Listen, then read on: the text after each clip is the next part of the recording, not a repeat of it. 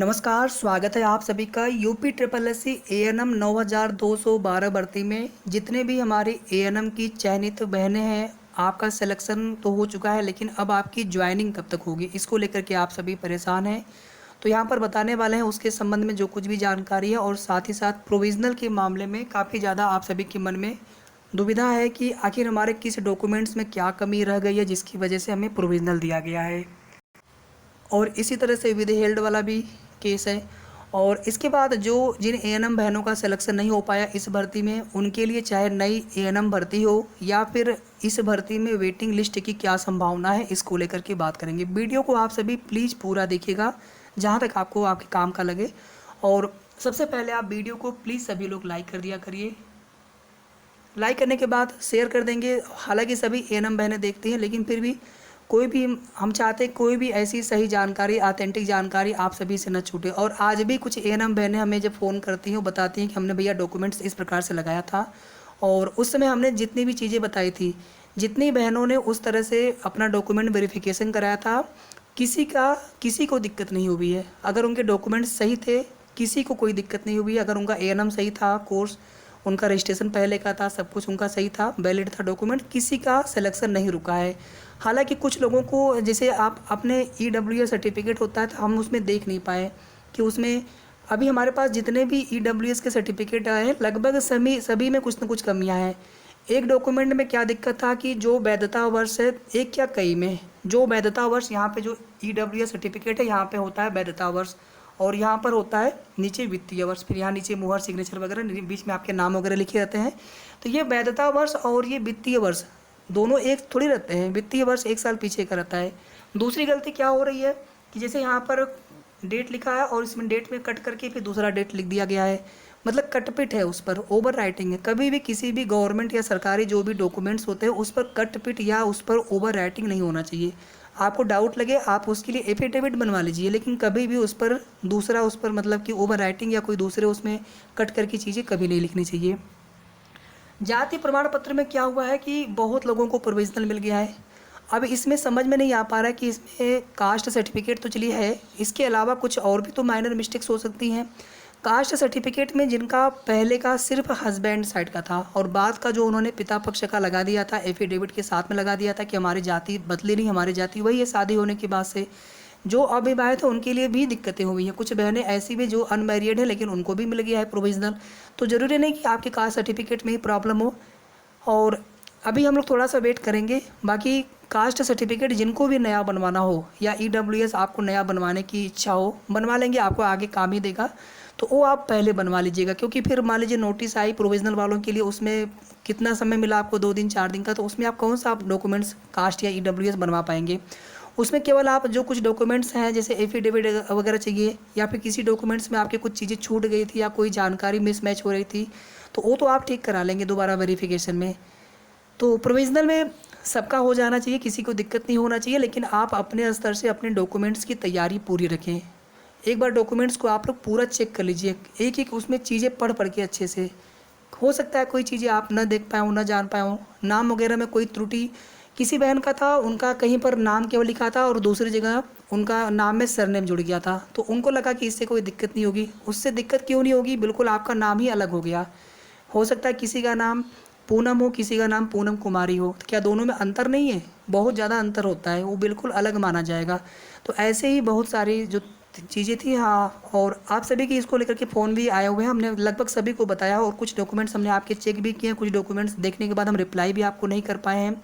आपने व्हाट्सएप पे कई मैसेजेस भी आपके लोगों के हैं, कमेंट भी आप कर रहे हैं, सभी के मैं कमेंट और मैसेज भी देख रहा हूँ, लेकिन थोड़ा सा संभव नहीं हो पाया हमारे लिए सबको रिप्लाई कर पाना। लेकिन यहाँ पर हमारी कोशिश है कि जितने भी आपके सवाल हैं उन सभी पर हम बात करें। तो जितने भी हमारे ANM चयनित बहनें जिनको प्रोविजनल नहीं मिला है, तो अब आप वेट कर रहे होंगे काफ़ी देर से वीडियो के प्रारंभ से ही कि भैया ज्वाइनिंग के लिए कब बताएंगे। तो ज्वाइनिंग के लिए अभी कोई भी कन्फर्म डेट आयोग से पता नहीं चल पाई है। ज्वाइनिंग की जो प्रोसेस है उसमें आपको आयोग से ही ज्वाइनिंग लेटर मिल सकता है अपने ज़िले, अलाटेड ज़िले में, या फिर ये भी हो सकता है कि आपको सीधे विभाग में बुला करके ज्वाइनिंग कराया जाए, वहीं पर आपको ज्वाइनिंग लेटर मिले। या फिर ये भी हो सकता है कि ज्वाइनिंग की एक पूरी जो है रूपरेखा तैयार की जाए, उसको एक समारोह की तरह किया जाए। योगी जी भी अपने आवास पर जो लखनऊ की जो बहनें होंगी बुला करके 4-5 बहनों को अपने हाथ से भी वितरण करें। तो आपका जो ज्वाइनिंग लेटर है ज़्यादातर आप मान के चलिए 90% से भी ज़्यादा आपको ऑफलाइन ही मिलेगा, ऑनलाइन मिलने के चांस कम है। और ज़िले में या तो आपसे प्रेफरेंस मांगा जा सकता है या फिर आपको मेरिट के आधार पर डायरेक्टली ज़िला भी अलॉट हो सकता है। कुछ बहनें संविदा वाली है, कहीं पर कार्यरत है, तो वो चाह रही हैं कि हमें वहीं पर मिल जाए, तो प्रेफरेंस मांगा जाएगा तो मेरे हिसाब से वो बेटर है, वो ज़्यादा अच्छा रहेगा।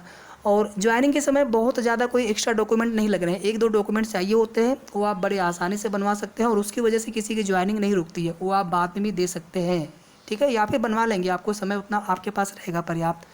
और जो प्रोविज़नल की एएनएम बहन है, सबसे पहले तो आपके लिए नोटिस आएगी कि प्रोविज़नल वाला उसमें क्या कमियाँ रह गई थी, उसको कैसे क्लियर किया जाए। उसके बाद फिर ज्वाइनिंग में कितना समय लगाएंगे, सबकी ज्वाइनिंग एक साथ हो जाती तो अच्छा रहता, लेकिन फिर वही है कि प्रोविज़नल वाला मामला जल्द क्लियर हो जाए तो तब ठीक है।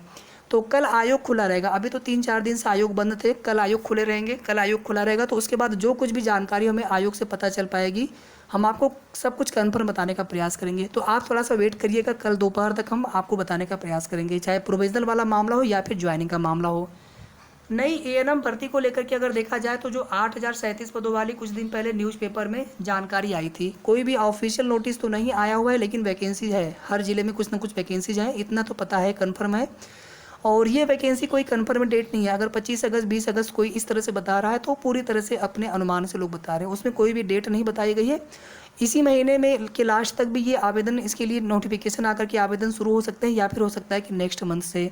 तो जितने भी एएनएम बहनों का चयन 9,212 वाली वैकेंसीज में नहीं हो पाया, कुछ आपके नंबर कम रह गए या कुछ डॉक्यूमेंट्स में कमियां रह गई या कुछ रजिस्ट्रेशन जो बाद में आया था उसकी वजह से भी बहुत सारे एएनएम बहन हैं, उनके नंबर बहुत अच्छे हैं लेकिन उनका नहीं हो पाया, किसी का कास्ट, किसी का ईडब्ल्यूएस वैलिड नहीं किया गया, बहुत सारी रीजन है।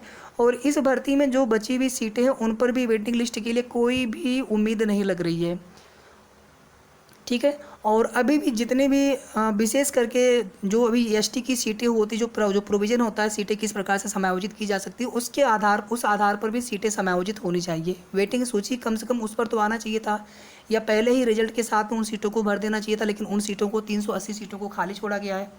तो सीटें खाली छोड़ने का कोई मतलब देखिए यहाँ पर है नहीं, सीटें भर देना चाहिए था, आपके पास तो योग्य अभ्यर्थी हैं, लोग अलग अलग उसमें परेशान हैं, क्या कर सकते हैं, कैसे कर सकते हैं। तो जितने भी बहनें हो जिनके नंबर, विशेष करके जो एससी वाली बहनें हैं, क्योंकि एसटी की जो सीटें होती है या तो सबको भी दी जा सकती हैं, उसका भी प्रोविज़न होता है, लेकिन सबसे पहले प्रावधान होता है कि एसटी की सीटें एससी को दी जा सकती हैं। तो एससी वाले जितने भी बहनें हैं, एक बार हमें आप लोग बताइए कितने, कुछ लोगों ने बताया हुआ है लेकिन उसमें देखिए हम कुछ बता नहीं पाएंगे उसमें क्या आपको करना है, बट थोड़ा सा ये आइडिया लग जाए कि कितने एएनएम बहनें किस कैटेगरी के हैं।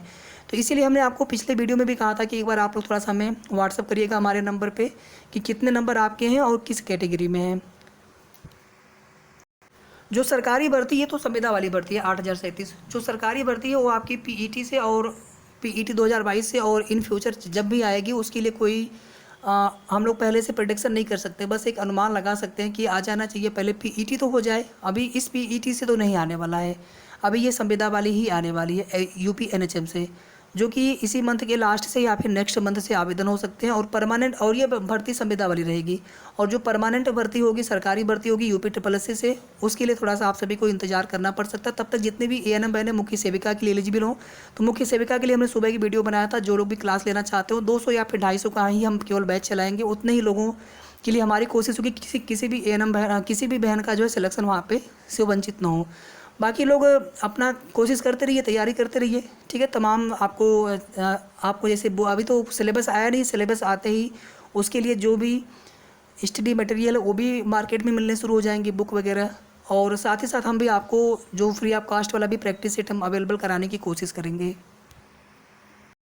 वीडियो को आप सभी लाइक और शेयर जरूर कर दिया करिए। धन्यवाद।